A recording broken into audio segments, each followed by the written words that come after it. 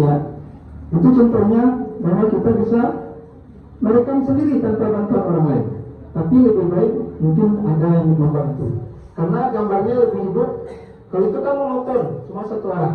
Tapi kalau ada teman yang bisa membantu atau murid, mungkin mereka bisa mengambil jalan atau mengambil hal-hal yang penting secara zoom gitu, atau jelas gitu. Dan saya harus mendokumentasikan setiap berbagi praktek baik yang saya lakukan, termasuk hari ini. Dan nanti ini akan saya upload di YouTube. Itu nanti akan ada hashtagnya untuk Balai Guru Penggerak. Jadi mereka tahu bahwa saya sudah berbagi praktek baik di komunitas tempat saya berada. Ya. Itu sedikit perkenalan. Baiklah, sekarang kita masuk kepada praktek baik. Praktek baik yang saya lakukan adalah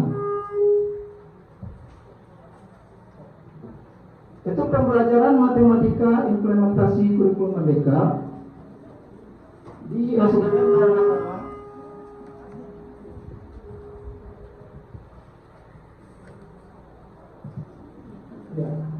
itu tentang permainan luar tangga edukasi yang mampu meningkatkan pemahaman siswa dalam menguasai materi tentang satuan ukuran jarak. Mungkin saya sampaikan dulu latar belakang saya melakukan ini. Ya, untuk membuat praktek baik, dokumentasi praktek baik, kita memiliki ada step-step yang harus kita laksanakan secara tepat. Ya, dinamakan step STAR namanya. S itu adalah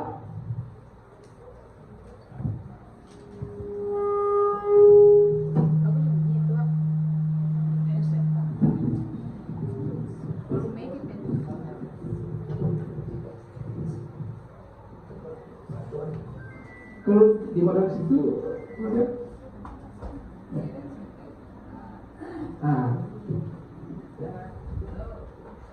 ya seperti yang saya sampaikan tadi, bahwa praktek baik adalah pengalaman terbaik seseorang tentang keberhasilan dalam melaksanakan tugas profesinya sebagai guru. Misalnya dalam hal ini saya, karena anak-anak sulit menghafal satuan ukuran jarak. Itu kan mulai dari kilo, hektar, deka, kemudian meter, desi, senti, mili. Ya.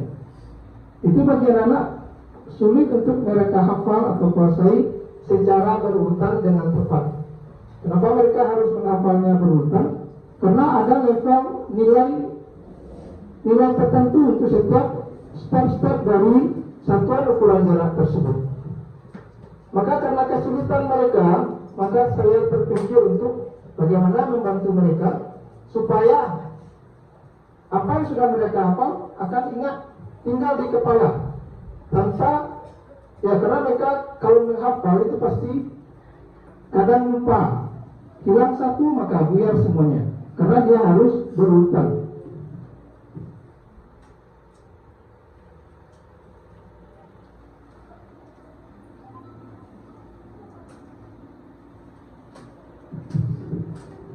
Tujuan yang kita mendeskripsikan pengalaman terbaik adalah untuk menjalankan pembelajaran yang mampu meningkatkan motivasi belajar siswa melalui pemanfaatan media pembelajaran. Ya, bagaimana mereka merasa senang belajar di kelas tentang materi yang kita berikan, terutama matematika. Kalau kita metodenya tidak tepat, maka anak-anak mudah sekali bosan dengan apa yang kita lakukan di kelas. Maka salah satu hal yang menyenangkan bagi anak-anak adalah permainan. Maka saya menggunakan permainan, metode permainan, agar mereka mau belajar tentang satuan ukuran jarak dengan senang hati tanpa terpaksa di dalam kelas.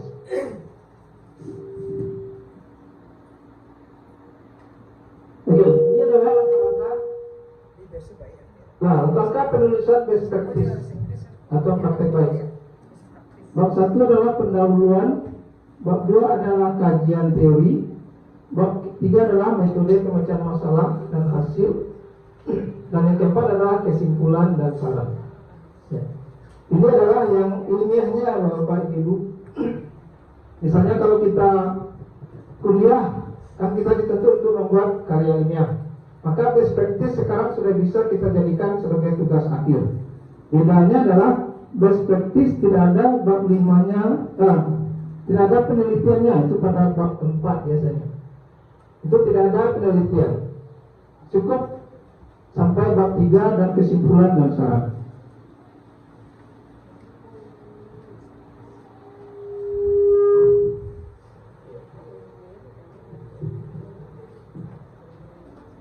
Hubungannya dengan perspektif yang dilakukan dengan IKM adalah implementasi kurikulum Merdeka.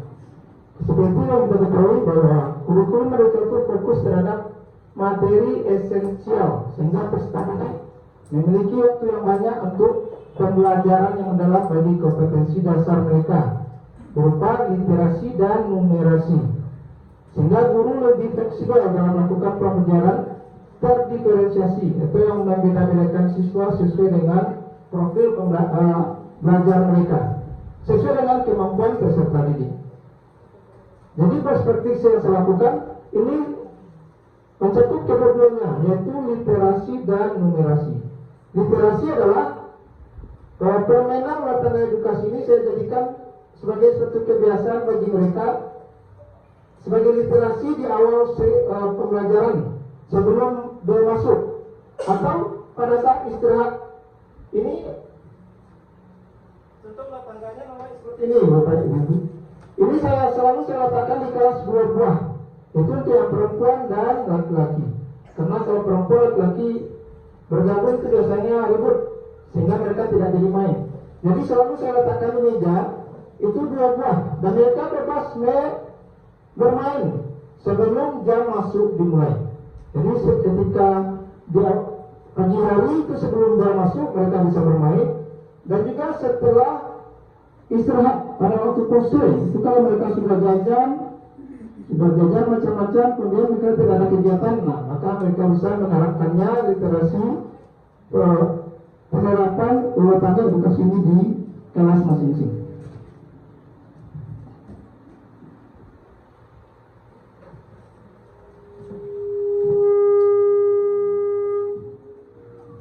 Ya. Nah, ini adalah contoh materi yang saya gunakan pada best practice atau praktek baik. Itu bagaimana menciptakan suasana belajar mengajar matematika tentang satuan ukuran jarak yang menyenangkan bagi siswa. Kalau kita sebagai guru tentu kita sudah menguasai ini atau bisa menguasainya dengan mudah. Tapi bagi siswa kita, ini melihat ini adalah sesuatu yang rumit bagi mereka. Tidak akan semudah kita menghafal. Bagi siswa ini adalah sesuatu yang rumit. Dan jika mereka tidak menguasai ini, maka kita tidak bisa lanjut kepada pembelajaran selanjutnya. Nah, ini adalah dasar dari satuan ukuran jarak. Maka ini saya masukkan ke dalam permainan ulang tangga edukasi, sehingga mereka bisa menghafal, mengulang-ulang dengan perasaan senang tanpa ada beban.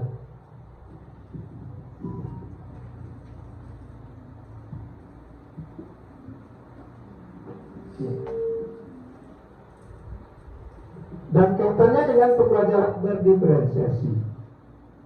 Pembelajaran berdiferensiasi merupakan usaha menyesuaikan proses pembelajaran dengan memberikan beragam cara, yaitu dengan diferensiasi konten, proses, produk, serta lingkungan belajar dan asesmen awal untuk memenuhi kebutuhan belajar individu setiap murid.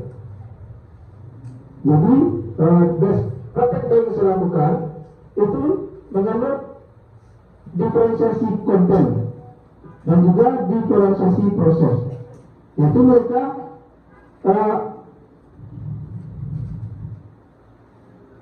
melakukan belajar tentang satuan ukuran jarak dengan cara yang berbeda dengan sebelumnya.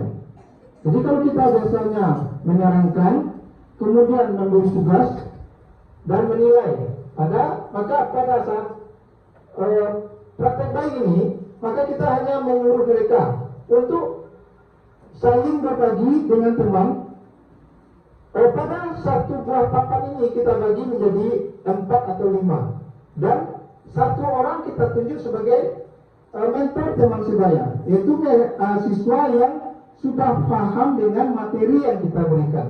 Nah, dia akan menjadi ketuanya atau mengoreksi kawannya, apakah yang dijawab atau dikerjakan kawannya sudah tepat atau belum. Dan jika seandainya mentor teman sebaya ini juga kesulitan menentukan apakah yang dilakukan temannya sudah benar atau tidak, baru dia nanti akan bertanya kepada kita.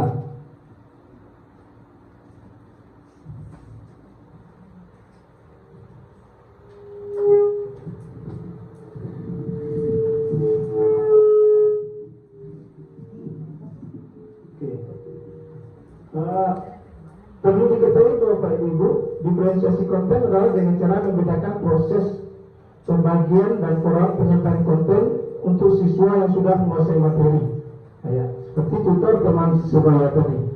Kemudian diferensiasi produknya adalah dengan cara memodifikasi produk hasil belajar siswa, hasil belajar, penerapan dan pengembangan hal-hal yang telah dipelajari, yaitu dengan menjawab soal yang ada pada luar tangga edukasi dengan tepat dan benar. Ya. Jadi diferensiasi produknya adalah soal yang kita berikan itu tidak berupa lembaran, tetapi ada pertanyaan dalam ulang tangga edukasi yang kita berikan kepada siswa.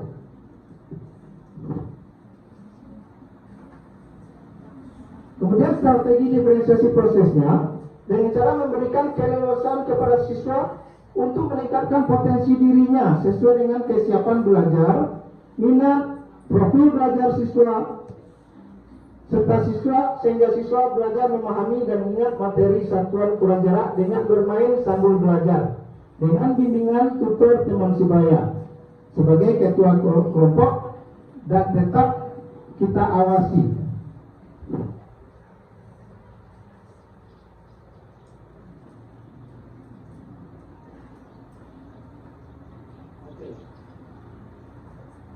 Ini adalah metode praktek baik standar Balai Guru Penggerak dan PMM. Jadi jika Bapak Ibu nanti berminat untuk menjadi narasumber praktek baik di PMM, itu tidaklah sesulit yang metode yang saya sampaikan tadi, yang ada bab 1, bab 2, bab 3, bab 4. Untuk menjadi narasumber praktek baik, itu stepnya lebih disederhanakan oleh PMM, yaitu pertama adalah dengan menggunakan metode STAR, yaitu metodenya adalah S-nya situasi, T-nya tantangan, A-nya aksi, dan R-nya refleksi, dengan melihat hasil dan dampak yang ditimbulkan setelah penerapan strategi yang digunakan. Pertama adalah situasi. Bapak Ibu pasti memiliki kendala dalam pembelajaran di kelas. Maka kendala atau masalah itu sudah bisa kita jadikan sebagai situasinya. Nah, dalam hal ini adalah contohnya saya pada praktek baik yang saya lakukan, situasinya adalah siswa kesulitan menguasai satuan ukuran jarak dengan baik dan benar. Itu situasinya. Jadi saya harus mencari tantangannya apa. Tantangannya adalah kita ambil dari situasi tadi. Situasinya tadi adalah siswa kesulitan dalam menguasai materi satuan ukuran jarak di kelas. Maka tantangannya adalah bagaimana caranya agar siswa mampu menguasai satuan ukuran jarak dengan baik dan benar. Itu tantangannya. Ya, jadi dari situasi tadi kita buat suatu soal atau pertanyaan, Bapak Ibu. Kita jadikan itu sebagai kalimat tanya. Kemudian baru aksi. Aksinya adalah jawaban dari kalimat tanya yang kita buat tadi. Berarti aksinya adalah pertama, aksi yang saya lakukan adalah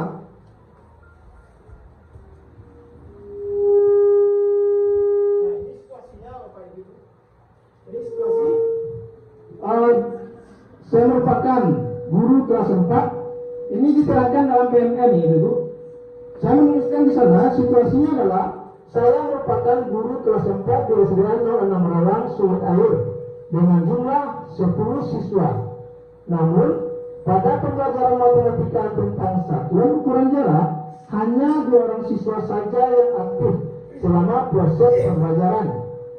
Setelah saya amati dan melakukan wawancara dengan siswa, ternyata mereka kesulitan dalam menghafal urutan satuan ukuran jarak dengan tepat, dan juga mereka merasa kurang suka dengan metode pembelajaran yang saya terapkan. Dan untuk menggambarkan situasi ini, maka saya mengambil foto siswa yang tampak bosan. Jadi dari foto ini sudah menggambarkan situasi yang kita hadapi. Ya mungkin pada saat kita mengambil foto, namanya anak-anak, tentu mereka tidak situasinya sudah berbeda ya Bapak Ibu. Boleh kita kondisikan, karena situasi sebelumnya kan real. Tapi ketika kita ngambil foto, pasti anak-anak susah untuk bertingkah seperti yang kita inginkan. Boleh kita kondisikan anak-anak. Misalnya anak-anak, kalian kan kesulitan dalam menguasai satu ukuran jarak. Ya, sekarang Bapak ingin mengambil foto kalian ketika kalian merasa bosan di kelas. Jadi dia berakting dan kita ambil fotonya. Ya. Jadi foto ini memang saya arahkan, tapi situasinya adalah real, tidak dibuat-buat. Memang ada kesulitan ini.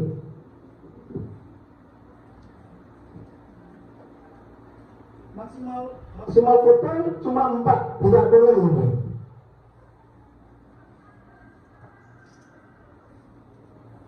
Nah, ini tantangannya.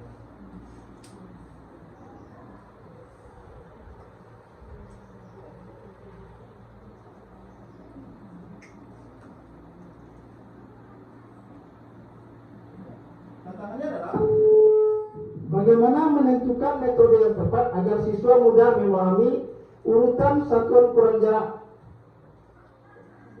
berat dengan mudah dan sesuai kodrat anak yang menyenangkan. Kemudian bagaimana memilih metode pembelajaran yang berdiferensiasi, yang tepat dan menyenangkan bagi siswa yang kurang memahami materi satuan ukuran jarak dengan baik. Dan yang ketiga, bagaimana membuat permainan yang menarik dan menyenangkan namun tidak membutuhkan biaya yang besar dan ramah lingkungan. Ini tantangannya. Jadi dari situasi kemudian menjadi tantangan. Itu harus dalam bentuk kalimat tanya. Tantangannya dalam kalimat tanya. Itu dia biasanya menggunakan kata bagaimana. Jadi bagaimana menentukan metode, bagaimana memilih metode pembelajaran yang menarik, dan bagaimana membuat permainan yang menarik.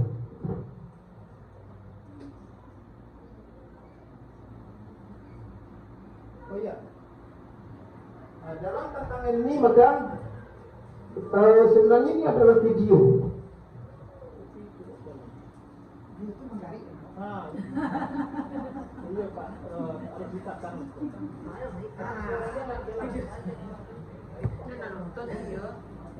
Ya, jadi di sini saya menggambarkan bagaimana situasi anak-anak ketika bosan. Ya, memang pada saat ini karena kita mengambilnya sudah untuk dokumentasi, memang diarahkan anak-anak untuk berbuat seolah mereka bosan. Nah, iya. Ya.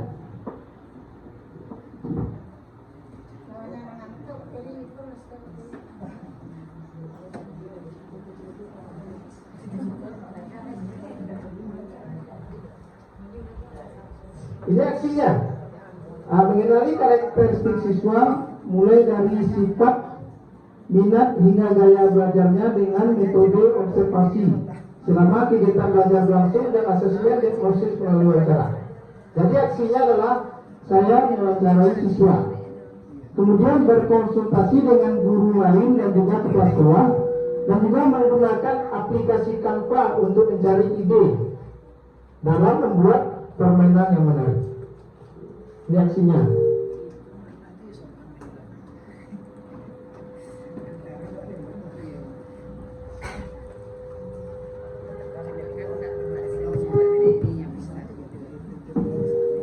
Nah, ini Ini adalah strategi pelaksananya Bapak Ibu.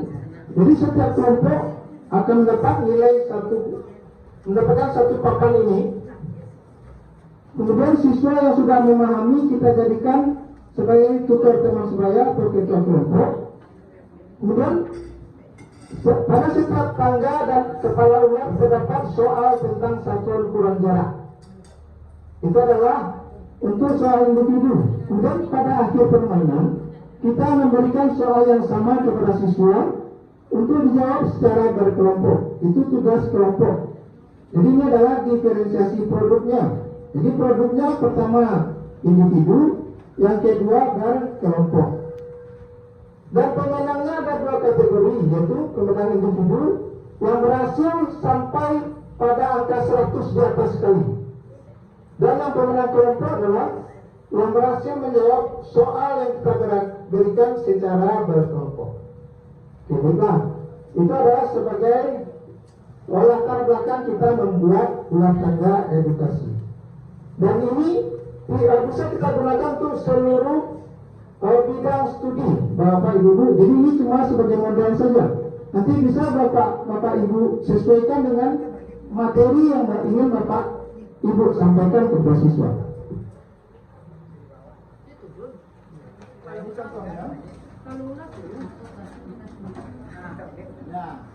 Ada file itu Pak? Ada.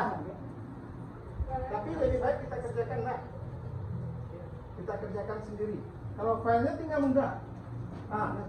Ini contohnya. Karena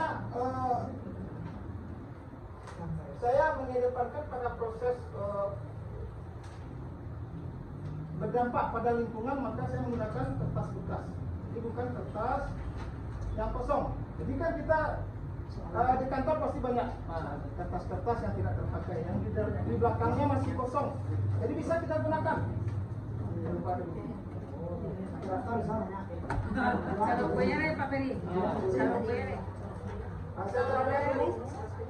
Mungkin cara bermainnya sudah bisa ya. Kemudian bedanya dengan ular tangga biasa adalah kalau ular tangga biasa cuma terdiri dari angka dan ular dan tangga. Tapi karena ini adalah edukasi pendidikan, yang tujuannya kita adalah mendidik siswa, maka kita buatkan soal pada di awal tangga dan di kepala ular. Makanya tadi ada komentar ularnya terbalik. Makanya saya balik lagi ularnya supaya sesuai dengan tujuan kita. Makanya ularnya kepalanya saya buat di atas. Ini ada ancaman bagi siswa. Ketika dia pionnya sampai, misalnya jadi ketika mereka sampai di sini, kan ancamannya adalah digigit ular. Maka di sini ada soal. Mereka harus jawab dulu soal ini. Jika mereka bisa menjawab dengan tepat, maka dia tidak jadi turun ke bawah digigit ular. Karena logikanya adalah digigit ular kan ditelan dan jadi pop di sini. Jadi ke bawah. Jadi soalnya di kepala ular. Jadi jika mereka bisa menjawab, maka mereka tetap di sini. Tapi jika tidak bisa menjawab, mereka turun ke bawah. Dalam perut ular. Begitu juga dengan tangganya. Di awal tangga ada soal. Jadi tidak otomatis mereka naik, tapi jawab dulu soalnya. Itulah gunanya tutor teman sebaya mengawasi siswanya agar tidak curang. Aman tuh. Sado deh gini.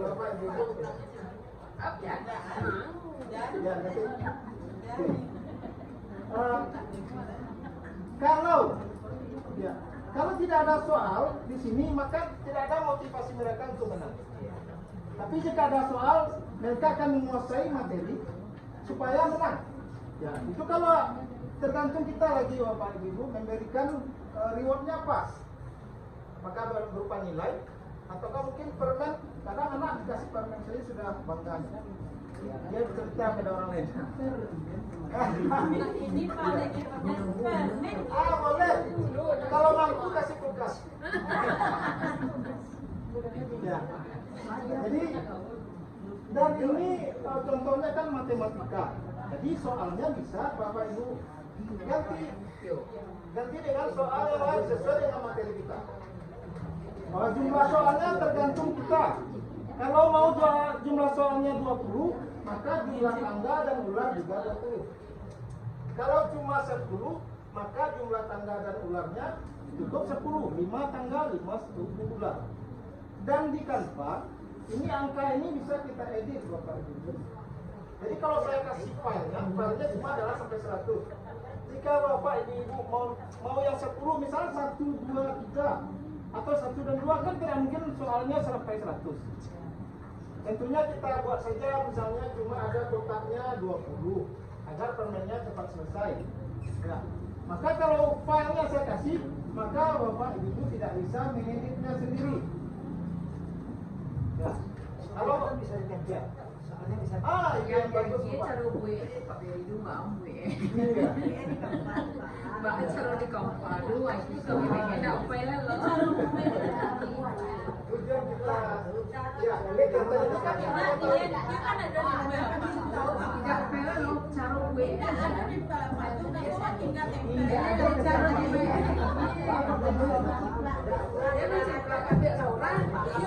Oke.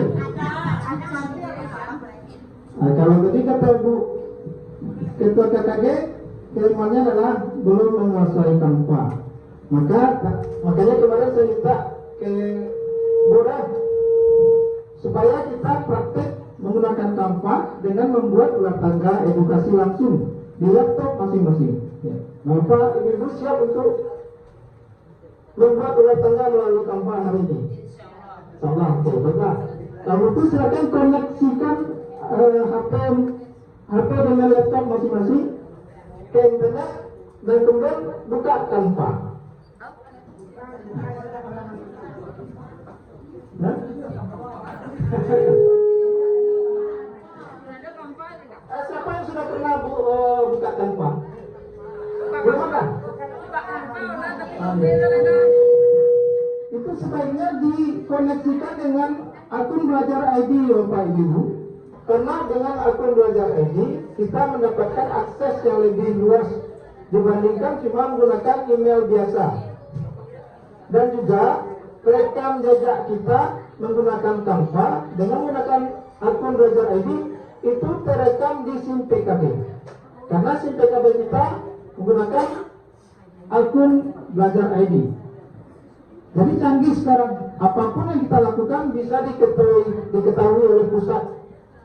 Jadi kalau kita mengkoneksikan Canva dengan akun Belajar ID, maka orang SIM PKB tahu kalau kita sudah menggunakan Canva. Nah, itu nilai plus bagi kita. Jika ada seleksi-seleksi, mereka akan memilih guru yang lebih kreatif, inovatif, dan mandiri. Mandiri, dia mencari sumber belajar sendiri. Itu akan terdeteksi di akun Belajar.